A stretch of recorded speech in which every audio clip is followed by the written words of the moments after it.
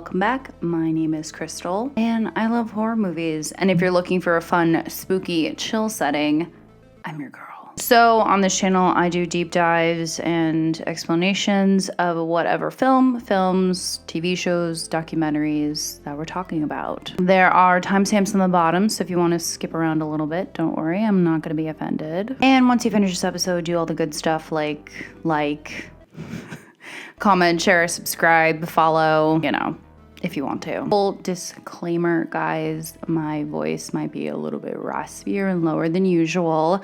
I'm really tired today. But I wanted to get this video recorded to give you something to watch. Also, if you watched my Conjuring deep dive explanation that I put up last week, thank you so much. I wish you guys would have seen the first version of that video, but copyright and all that good stuff. So as you can tell from the title, we are going to be covering the 2023 film No One Will Save You, and it premiered on Hulu on September 22nd. So we follow an exiled, anxiety-ridden homebody who must battle an alien who's found its way into her home. It was written and directed by Brian Duffield, who also worked on the film The Babysitter. And it stars Caitlin Dever, who I recognize from Booksmart. So let's get into the deep dive. So the film opens, and we are introduced to our main character, Bryn, and her isolated home on the outskirts of her town. Bryn is looking at herself in the mirror, and she's practicing smiling and waving. And we can see that she is trying to decide what to wear as she goes into town to deliver some packages. So her house is just decorated from top to bottom. And it looks as if she runs her own business from her home, and she makes dresses. So as Bryn is about to go into town, she spots a dry patch, which is a circle in her yard, and she waters it. Since we already know the premise of this film, we know that these are crop circles from Aliens. So within a few minutes into the film, we can see that Bree is nervous, anxious, and she's very aware of her surroundings. We also learn that Bree's mother, Sarah, has passed away. We are also introduced to another set of characters, Mrs. Collins and her husband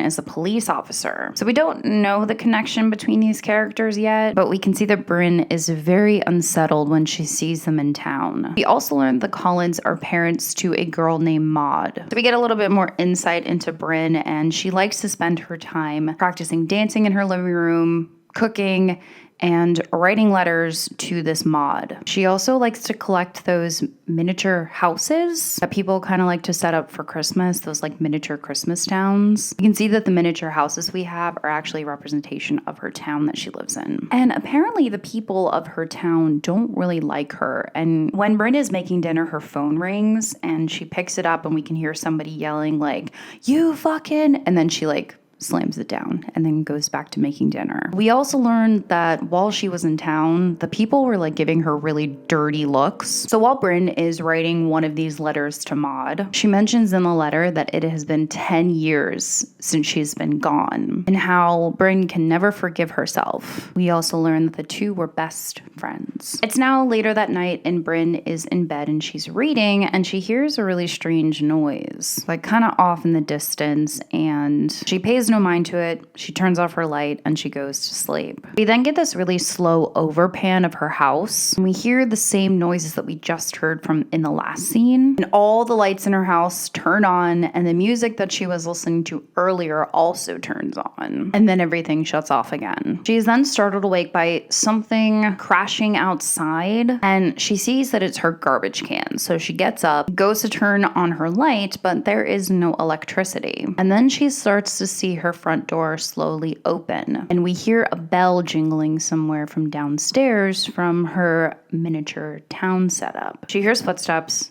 and then she hears a weird noise again, which is obviously the aliens. And the captions classify these noises as clicking and growling. Bryn is trying to stay quiet, but the alien hears her. So it's very much like this cat and mouse game between Bryn and this alien. And we get like short little glimpses of the alien. And it has like feet for fingers. And when it moves, it kind of looks like it's glitching. So at this point, the alien has now made its way onto the roof of her house. We can see that her front door is now like fully open. So then Bryn closes it and she locks it. And then her electricity turns back on, the music starts playing. So Bryn then runs into the kitchen to obviously call the police. And we can see that the aliens can not only manipulate electricity, but they can also like control objects. Like her fridge is opening, her pots and pans are clattering. So now we see that Bryn is hiding in this like little nook where her fridge is. And the alien is able to manipulate the fridge door to like open and trap her into this little nook. And then we get our first look at the alien with its very long fingers and face. It's giving very alien with black eyes, and it looks as if there's like stars or sparkles or something in its eyes. Bryn is able to get out of where she is trapped.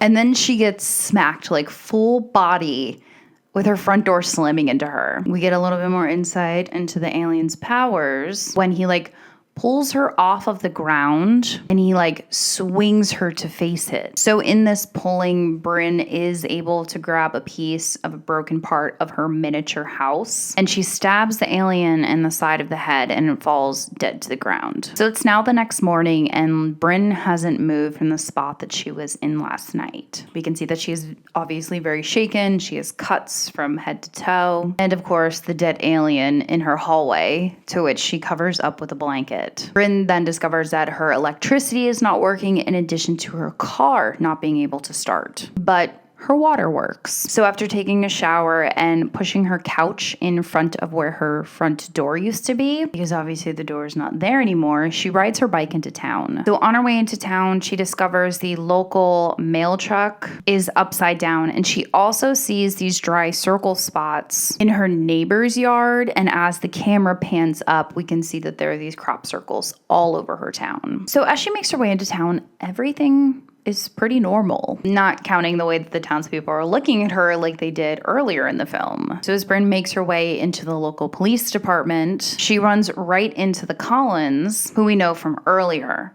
Mrs. Collins then spits directly into her face. In a police department nonetheless, and nobody does anything about it. So Bryn then leaves the police department. We can see that she's clearly shaken. She has a panic attack, and then she buys a bus ticket to get the heck out of this town. So there's a few other people on this bus, including the mailman who we saw earlier in the film, and whose truck we saw turned over a little bit ago. So he is now sitting behind her, and we can hear him like wheezing, and she goes to move her seat because obviously that's creepy. And then we see something moving in his neck. Then another person who's on this bus, who clearly has this alien thing in their neck, starts coming towards her. Bryn then runs off the bus, and we can see the mailman behind her following her in the distance. So Bryn is now in this very like wooded, secluded area, and she hears more of these creature sounds and people screaming. She's trying to find refuge in a church, but all the doors are locked. So defeated, she sees a cemetery that is directly behind the church, and she walks over to Maud's gravestone, her best friend that died. We can see that Maud died when she was only 12 years old. A storm then starts rolling in, and Bryn starts running again, and it looks as if the storm is chasing her. And then we see a group of the townspeople holding up their hand to the sky, and then turning to face her with the weird thing in their throats. Bryn is able to get back home, and we can see that the dead alien is rotting in her hallway, and we see this like really icky, gooey, smelly stuff. Apparently smelly because she makes a face.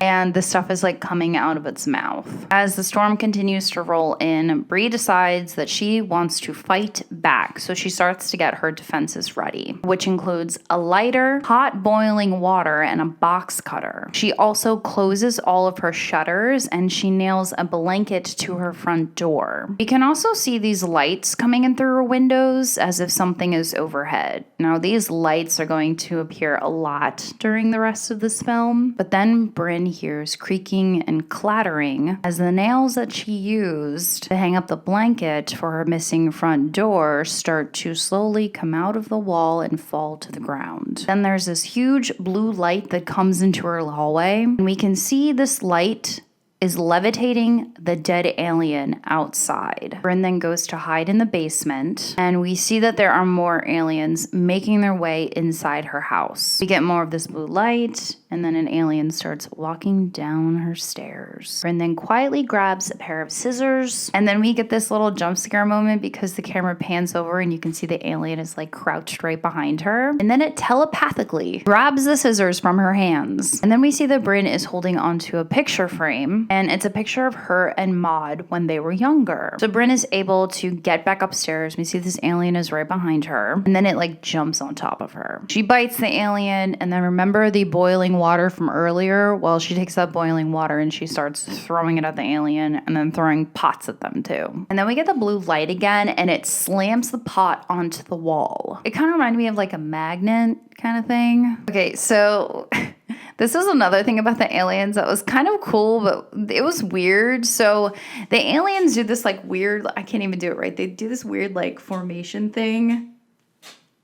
I'm not doing it right, but you can get the gist of it. So it's like freezes in one of these poses, and she slowly walks backwards like down the hall, and then she goes into her laundry room and she shuts the door. The alien is able to claw through the door, very Jack Torrance from The Shining vibes, and Bree is able to stab the alien with the broken end of a mop. She then falls out of the window of the laundry room, and she sees this giant alien looming over the other part of her house, and it reminds me of sort of like a huge praying mantis. That's kind of the only way that I can describe it, especially with the formations that they do with their arms. And now the possessed mailman is back that we saw earlier from the bus, and he starts dragging Bryn by her hair to the giant alien, and there's a flying saucer overhead. I don't know if that's the correct terminology. Flying saucer.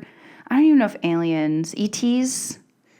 Either way, the alien once again starts doing like the weird like thing. I think it's the way that maybe they communicate with the UFO. And we see the UFO start to open, and we get this really cool scene of Bryn like kicking the mailman off of her, and like half of his body like cracks in half in this blue light that's coming down from the UFO, and then he falls back down to the ground. Bryn then gets up, starts running, and this huge alien is still chasing her, and we see it come over the top of her house, and it starts shrieking, and we can see that there are more possessed townspeople coming slowly towards her. The alien then like falls off the house, ? And then gets back up and chases Bree. And while this alien is chasing Bree, it gets its foot stuck in her car. Bryn then spots that there's like gasoline spilling out from under the car. So she takes a lighter that's in her back pocket that she put in there earlier, and she lights the gas on fire that's under the car, and it explodes, killing the giant alien who was stuck inside. We then see the blue light again, starts coming towards her. She runs back into the house. She hides in her bedroom, and in her bedroom we see all these letters that Bryn has been writing to Maud over the years, in addition to pictures of them. There is an alien now in the bedroom with her, and we see this alien is also kind of like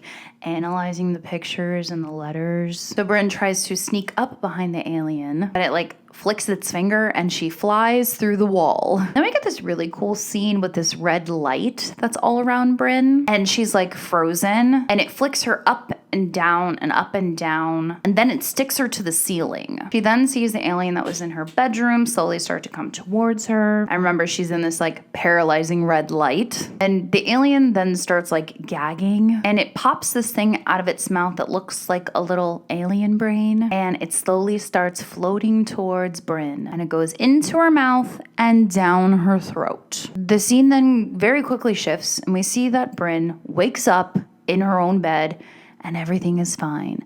The sun is shining, her house is in order, and she's hearing laughing and talking from outside. But of course, something is off. She then sees the outline of her best friend Maud coming towards her, and Maud seems to be older now, probably around the same age that she would be if she was still alive, and then Bryn apologizes. Bryn then reaches into her throat and pulls out the parasite from her throat. She is now back in reality. She is covered in dirt and she tries to crush this parasite in her hand. Then we hear this like loud drone noise from overhead, and it's the UFO again. And we can see that this parasite is now under this like white light. And we can see that it's like making a clone of her when the parasite goes into the clone's mouth. The camera then pans up and we can see that there are UFOs all over this town doing the same thing. Bryn then runs into the woods and she turns, and the clone of herself is right in front of her, and it stabs her in the side of her stomach. Then Bree takes the box cutter that was in her pocket from earlier and she stabs the clone in the neck. The clone then falls to the ground and dies in the real Bree's arms. So as a very battered and bruised Bryn is walking out of the woods, she sees and hears another huge alien praying mantis thing. And then she gets this blue light all around her and she gets sucked up into the UFO. So inside the UFO, it's very dark, and we see a whole ton of aliens start to surround her, and they're examining her. 3 then put their very long fingers onto Bryn's forehead, and then we start to see flashbacks of Bryn's life. She is younger with her mother, and then the memory shifts to the night that her best friend Maud died. We can see Officer Collins from earlier looking very distraught. There's police cars, and then we see a young Maud and Bryn fighting in the woods. Maud pushes Bryn to the ground, and then Bryn picks up a rock and hits Maud in the head, and Maud falls backwards. The scene then shifts, and Bryn is now sitting across from her younger self, and we can see that her younger self is writing letters to Maud. Present Bryn then places her hand on past Bryn, and they kind of like look at each other and have this moment, and a white light is all around them, and the aliens are looking on, they're watching, and they're communicating. Then we get another white light, and Bryn falls back down to earth, and we see all these different colored lights around her, and she starts laughing. It's now some time later, and we get a repeat of the opening scene of this film with Bryn getting ready. She's going outside, she's riding her bike, she's hanging up a bird box at her neighbor's house, and we see that there's a lot of people in the yard, and they're all waving to her and smiling, but then we can see that each of these townspeople still has that weird little alien parasite in their neck. We then see that the town is having a party, and they're all dancing together, and everybody looks so happy, and the camera pans out to a smiling and dancing Bryn, and we can see that there are several UFOs still flying in the bright sunny sky, and the film ends. Okay, so like what actually happened in this film, especially the ending? Let's unpack it. Okay, so we have Bryn, who is obviously our main character, who made an awful mistake when she was 12 years old by accidentally killing her best friend. After this incident, we see that her and her mother are basically considered outcasts. They're alienated, no pun intended, from the town. And after her mother died, Bryn had virtually no one left in her life. We saw that she tried to be liked by the townspeople by practicing her waving in the morning and smiling at herself in the mirror, but instead she was met with like glares and people shaking their heads at her instead. We also saw her build an exact replica of the town with her miniature houses. She probably dreamed of the day when she would be accepted and treated nicely by the people that were in her town. And then the aliens come to town, they start infecting everybody with these parasites that we can assume tricked people into believing that they were living out their fantasies, which is what we saw when the parasite was inside of Bryn, with Maud alive and well and everything fine. But Bryn didn't want that fantasy, which is why she pulled the parasite out of her mouth. And when she was analyzed by the aliens, they decided to let her go because all she wanted was to be accepted by the people that lived in her town again, which is what the aliens ultimately gave her. And when she comes face to face with her younger self again, she sees like the suffering and the pain on the younger version's self. And she kind of like frees herself from the guilt that she has held on for the past 10 years. But I have some qualms with the ending. When it ended, I wondered why, like, the aliens didn't retaliate against Bryn, considering she killed some of their own. Wouldn't they, like, want revenge on her? They forgave her because they felt bad for her. So if I have, like, childhood trauma, I can be spared. Bryn is also fully aware that the townspeople are not acting on their own volition. They are clearly still hosts of this parasite, and that's like okay with her. All right, so let's talk about the townspeople. So from the film, we learned that the accident happened 10 years ago, and you're telling me that these townspeople still cannot even stand to look at her or give her the time of day? Listen, I'm not downplaying what she did, but obviously it was an accident. They're acting like she like premeditated killing her best friend and then like sacrificed her to the devil or something.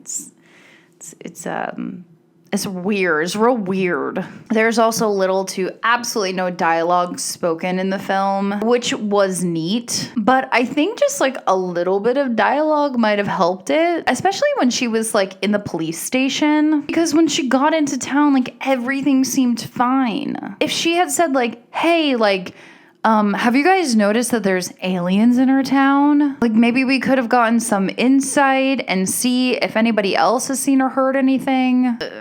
But how much the cops would have helped her considering her reputation and the fact that that woman spit in her face in the literal middle of the police department might be debatable, but you know. The clone was also really confusing. What was the clone's purpose? To like freak her out? Was it like a metaphor of like killing her own self so that she could move on and be healed? Or did the parasite like make itself into her clone after it went down her throat and was like ordered by the aliens to kill the real Bryn? So many questions. Also, like, what was the main objective of these aliens? Was it to, I wish that was explained more. So, did the aliens come to Earth to put parasite into humans to make them believe that they're living their own fantasy, to use the humans on Earth to make them do whatever they wanted? I don't know. I mean, the aliens were neat. I like that they could essentially like control pretty much everything except for water, or maybe they just didn't care about water. I know I'm trying to remember back to high school science because I didn't take science in college.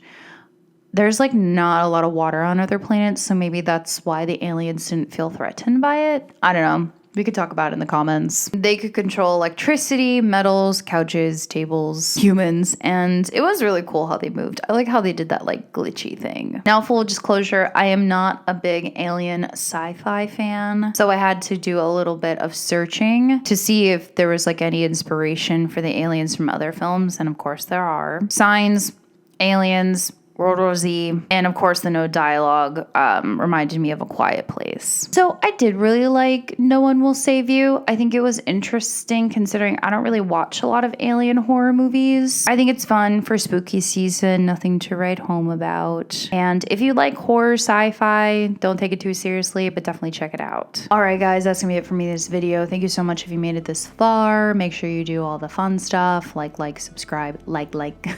I sound like a robot. Comment, like, subscribe, share, follow. You can follow me on my social media if you want to. And it's almost Halloween. Woo! I'll talk to you guys later.